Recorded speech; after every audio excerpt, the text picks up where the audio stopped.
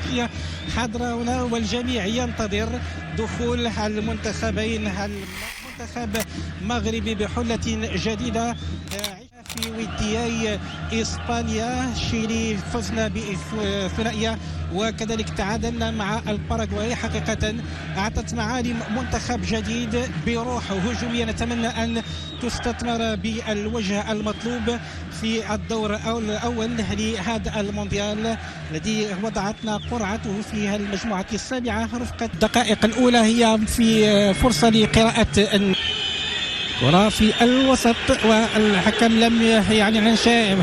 مرتد خاطئ فائدة المنتخب المغربي، لكن سرعان ما كيرجعوا العناصر ديال المنتخب الجورجي.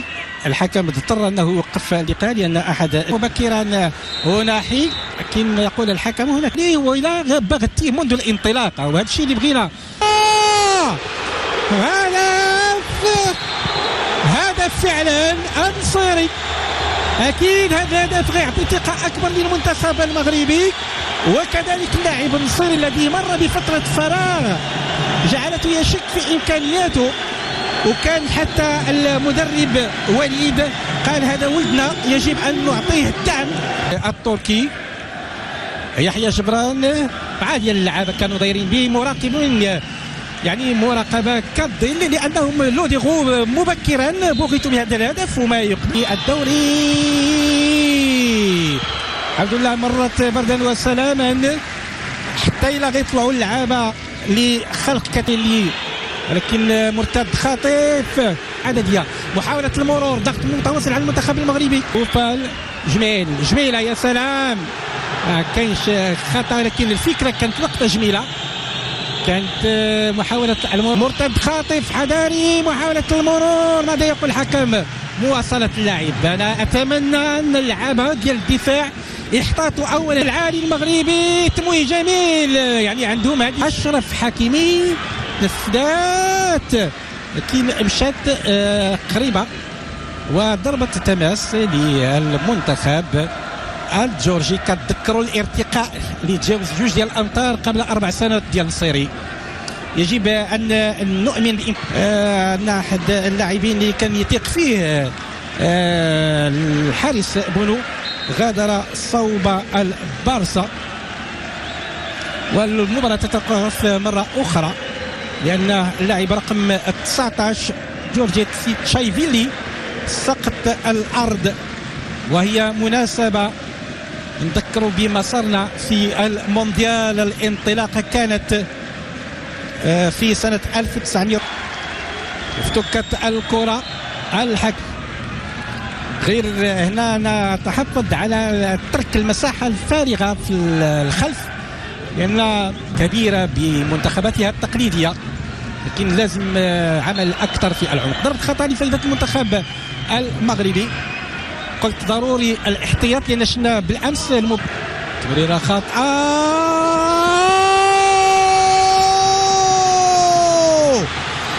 جميلة جدا، لأن الوقت اللي هز عينيه شاف الحارس مغادر على المرمى ديالو وقال هذه هي الوجبة من أجل مضاعفة الغلة.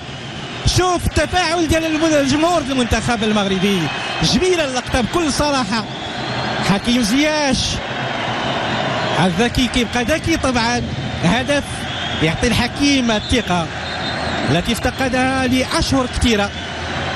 يبحث عن ذاته، يبحث عن ملاذ، يبحث عن الخلاص، ربما يجده في الكالشيو الإيطالي إن صحت التسريبات. شوف معايا اللقطة. الحمد لله مثل هذه المدن الصغيرة هي أي أخرى تعطي بعض النجوم. ماشي سهل أنك ترتقي الدرجات. شوف اللقطة، إعادة تمريرة بدون عنوان بدون اتجاه، مشات الاقتراب ومر داخل منطقة الجزاء. باقي الخطر محدق الحارس. لو نعم النباهة ديال الحارس اللي في الاحتياط راه 35 سنة ونص، يعني متقدم في السن. ما كانش اشكال لان كنذكروا ديناصوف فاز بكأس العالم في ايطاليا مع محاولات المرور من الدفاع تنفيذها، ولكن بسهوله ما يمكنش تقلق راحه اللاعب بونو عند جورني كوتشيليا. وخطأ. خطأ نتمنى ما وخطأ فعلا، كان خطأ في حق اللاعب نيكا. خطيرة هذه، ولكن لحسن الحظ تعطيت الله، حاول يعطيها اللاعب نايف أكرد، ولكن تجاوزته وكتمشي لركنية ثانية في اتجاه زياش دون أن ينتظر. والمدافع جرام أو هذا اللاعب سولومون كاد أنه تمريرة في العمود الثاني وكتلمس اللاعب رقم 7 شينغيليا وكتخرج للتماس. أيام معدودات وبالتالي الإصابات غير مرحب بها في مثل هذه الحالات. تنذكروا سولومون تغير الاتجاه عند ليفان شينغيليا وتحصر الكرة مرة أخرى. العناصر تتفاعل. مشاعر عند عبد الرزاق، حرام الله، وضربة جزاء. ضربة جزاء لأن كانت لمسة يد. مشاو اللعابة ديال جورجيا يحتجون الجزاء، ممنوع يدخل أي لاعب من اللاعبين داخل منطقة الجزاء. صعيب يقبطها رغم أنه مشى في الاتجاه ديالها، ولكن السرعة باش كانت غادية الكرة قليل جدا ان اللاعب يغامر. هناك انشراح داخل المدرجات. 3-0 نتيجة من الناحية المعنوية، تحفيز جيد للمنتخب المغربي في اتجاه اللاعب اليميق، ولكن